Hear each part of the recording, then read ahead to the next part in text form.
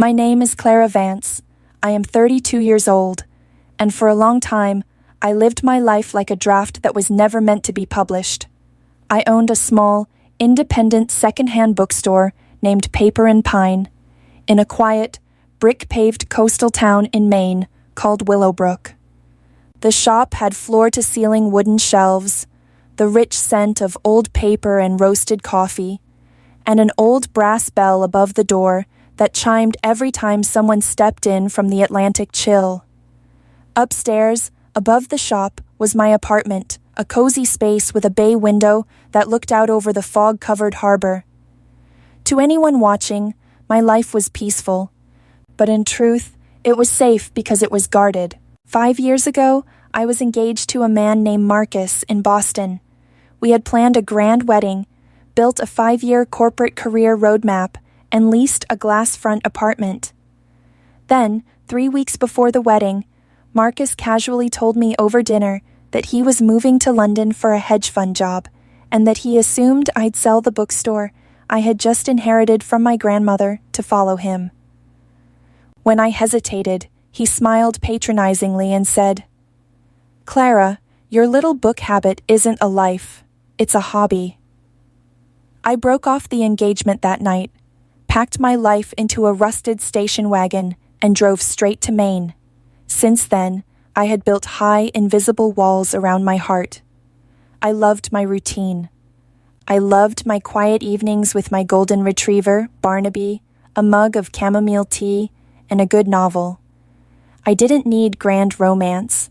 I didn't need promises that could be broken.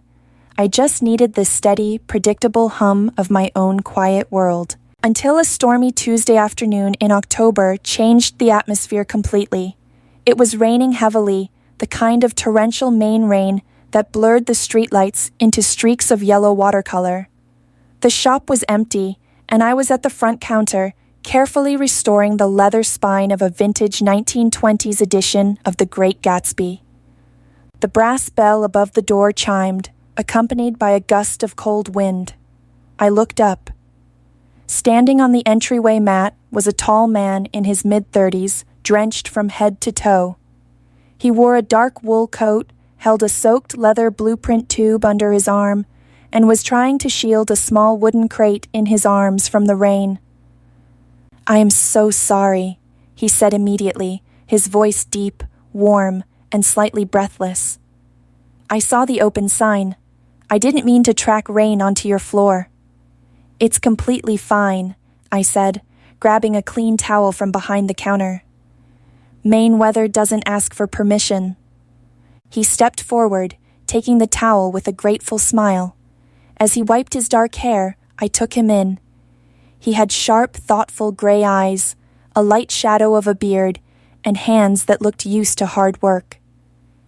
"I'm Liam," he said, holding out a hand after drying it.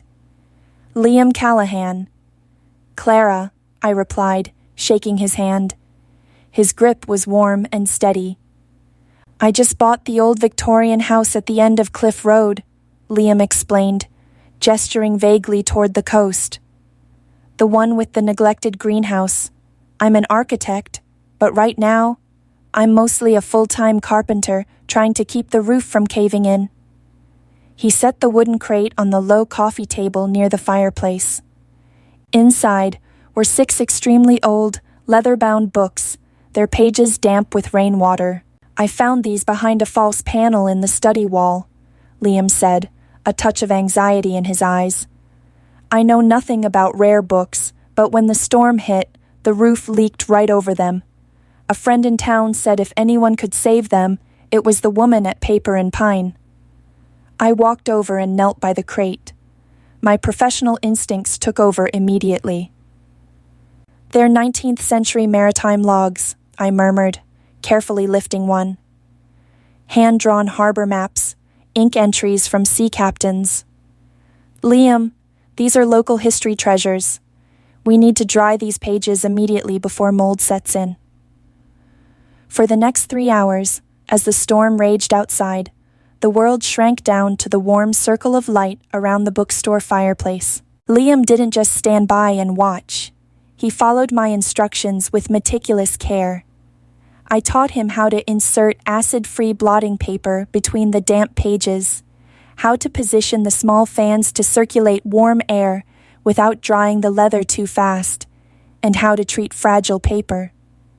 Working side by side, the silence between us was surprisingly comfortable. "You're very patient," Liam said softly at one point, watching my fingers' delicate work on a torn map. "Books require patience," I smiled without looking up. "If you rush, you tear something you can't replace." He looked at me for a long moment. "I think that applies to more than just books." By 8 p.m., the storm had settled into a gentle drizzle. The 6 maritime logs were safely resting under weights on my work table. "I owe you," Liam said as he put his coat back on near the front door. "How much do I owe you for the restoration?" "Let's see how the pages hold up over the week," I said. "Drop by on Friday. If they survive, you can buy me a cup of coffee from the bakery across the street." Liam smiled, a slow, genuine smile that reached his eyes and made my heart do a strange, unscripted flutter. "That is the best bargain I've made all year, Clara. Friday it is." That Friday, coffee turned into a walk along the misty harbor pier. The harbor walk turned into a Sunday morning hike through the amber and crimson autumn trails of Acadia, and within a month, Liam Callahan had quietly, steadily built a bridge over the high walls I had spent 5 years constructing. Liam was unlike any man I had known in Boston.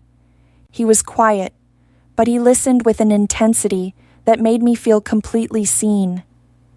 He noticed small things, how I took my coffee with just a splash of oat milk, how I rearranged the window display whenever I was stressed, and how my face lit up when I talked about rare first editions. He didn't try to change my life or fit me into a box. Instead, he simply showed up. When the store's heavy back oak door swelled and stuck due to the autumn humidity, Liam arrived unprompted with a plane shaver and fixed it in 20 minutes. When my golden retriever, Barnaby, decided Liam was his favorite human, Liam brought a pocketful of peanut butter dog biscuits every time he visited. One rainy November night, after we closed the shop, I invited him upstairs to my apartment for dinner for the first time. I cooked a simple pumpkin soup, and we sat by the bay window, listening to the rain tap against the glass. The light from the bookstore sign below cast a warm golden glow across the room. "Why Maine, Liam?" I asked softly, leaning back against the cushions. "An architect with your portfolio could be building high-rises in New York or Chicago." Liam looked out at the dark harbor, holding his mug with both hands. "I was in Boston 3 years ago," he said quietly. "Partner at a firm, 60 hours a week, building glass towers for people who never looked at the sunset. Then my older brother passed away suddenly. He was 36. I reached out, setting my hand gently over his. Liam squeezed my fingers. When someone you love dies that young, you realize that time isn't a line you can stretch. It's a candle. I decided I didn't want to burn mine out in a glass office. I wanted to build things that mattered to real people. I wanted to build a home." He turned his head and looked directly into my eyes. "And then I walked into a bookstore in a storm and found the person I wanted to share it with." My breath caught in my throat. The vulnerability in his gaze was terrifying, but for the first time in 5 years, I didn't pull away. He leaned in slowly, giving me every second to stop him. I didn't. When his lips met mine, it wasn't a fierce, chaotic spark. It was a deep, warm anchor dropping into quiet waters. It felt like coming home. By December, Willowbrook was covered in a thick blanket of pristine white snow. The town decorated the street lamps with evergreen wreaths and fairy lights. Everything felt like a storybook until 2 days before Christmas. It was a busy afternoon at Paper and Pine. The shop was filled with locals buying holiday gifts. I was behind the counter wrapping a stack of children's books when the brass bell above the door chimed. I looked up, expecting a regular customer. Standing near the entryway, shaking snow off a tailored cashmere overcoat, was a man who looked completely out of place in our small town. It was Marcus. My stomach dropped like a stone. My hands went cold against the wrapping paper. "Clara?" Marcus said, stepping into the shop, his eyes scanning the wooden shelves with a polite, familiar condescension. "You really haven't changed a thing, have you?" "Marcus," I said, my voice tight and guarded. "What are you doing here?" "I was in Portland for a commercial real estate meeting," he said smoothly, walking up to the counter. "I had a few hours before my flight back to Boston, and I thought, well, it's been 5 years. I wanted to see if you were still playing shopkeeper in Maine." "I am running a successful business, Marcus," I said, keeping my posture rigid. "And I'm busy." Marcus leaned against the counter, smiling that polished corporate smile that used to make me feel small. "Clara, come on. You don't have to be defensive," he said softly. "I actually thought about you last week. My firm is looking for cultural retail consultants in Boston. Real money, real status. You've had your little rustic retreat. Don't you think it's time you came back to the real world? Back to people who match your intellect?" Before I could answer, the front door opened again. Liam walked in, carrying 2 large pine wreaths for the shop windows. He was wearing his worn canvas work jacket, snow dusted on his shoulders, his cheeks flushed from the cold. Barnaby immediately trotted over to him, thumping his tail against the floorboards. Liam paused, his sharp gray eyes moving instantly from my pale face to Marcus standing at the counter. He set the wreaths down quietly by the door and walked over, placing a calm, reassuring hand on Barnaby's head. "Everything okay here, Clara?" Liam asked, his voice low, steady, and completely unbothered by Marcus's expensive coat. Marcus turned, looking Liam up and down with an amused smirk. "And who is this? The local handyman?" I stood up straight. The fear and old insecurity that had gripped my chest 5 minutes ago suddenly vanished, replaced by an absolute crystal-clear realization. 5 years ago, I would have stayed quiet. I would have tried to explain myself to Marcus, begging for validation from a man who saw me as an accessory. But I wasn't the girl in Boston anymore. I had built a life here, and the man standing next to me didn't see my dreams as a hobby. He saw them as sacred. "No, Marcus," I said, my voice ringing clear and firm through the bookstore. "This is Liam. He's an architect, the man I love, and the person who actually understands what a real life looks like." Marcus's smirk faltered. He looked at me, then at Liam, who stood tall, calm, and unshakable by my side. I looked Marcus straight in the eye. "My life isn't a draft waiting for your approval. It's complete. Please leave my shop." Marcus stared at me for a long, silent moment. Then, tightening his scarf with a cold nod, he turned on his heel, pushed open the glass door, and disappeared into the snowy Maine afternoon. The brass bell chimed behind him, settling into silence. I leaned against the counter, letting out a long, trembling breath. Liam stepped around the counter. He didn't ask a dozen questions. He didn't demand an explanation. He simply pulled me into his arms, wrapping his warm jacket around me, holding me tight against his chest. I buried my face in his wool shoulder, smelling snow, pine, and the steady scent of cedar. "You okay?" he whispered into my hair. I looked up at him, smiling through a tiny tear that escaped down my cheek. "I'm better than okay. I'm completely free." On Christmas Eve, Willowbrook was quiet under a velvet sky filled with brilliant stars. The shop was closed, the streetlights burning softly against the snowdrifts. Liam led me up the winding coastal path to his Victorian house on Cliff Road. He had spent the last 3 months working on the ruined greenhouse behind the house. When we reached the crest of the hill, he asked me to close my eyes. "Okay," he whispered near my ear. "Open them." I opened my eyes and gasped. The old glass greenhouse had been completely restored. Inside, hanging from the wrought iron rafters, were hundreds of soft, warm fairy lights reflected off the glass panes. In the center stood a small wooden table, set with 2 mugs of hot cider, a vase of winter holly, and a small, beautifully bound leather book.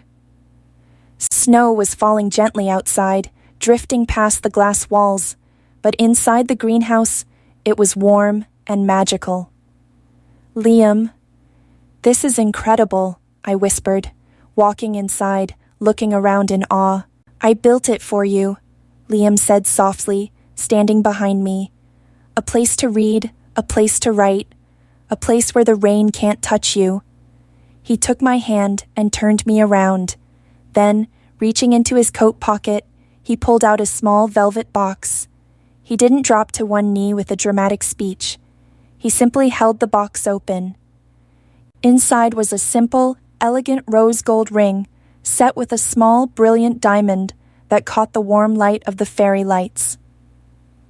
"Clara," Liam said, his voice thick with emotion, "I spent years building structures out of steel and glass.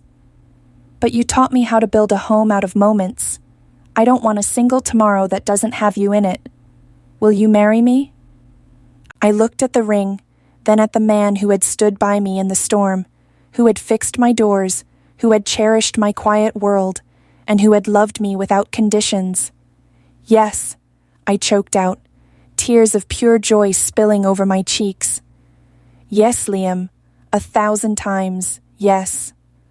He slipped the ring onto my finger, and as he drew me into a deep, tender kiss, the snow fell softly over the glass roof above us. Sitting there in the warm greenhouse, holding Liam's hand, I looked down the hill toward the town. I could see the warm, golden glow of the bookstore sign, paper and pine, shining brightly through the Maine winter night. I used to think that love was something you had to shrink yourself to fit into. But as I leaned my head against Liam's shoulder, listening to the quiet rustle of the wind against the glass, I knew the truth. Real love doesn't make you smaller. It gives you room to bloom, a shelter in the storm, and a light above the door that always guides you home.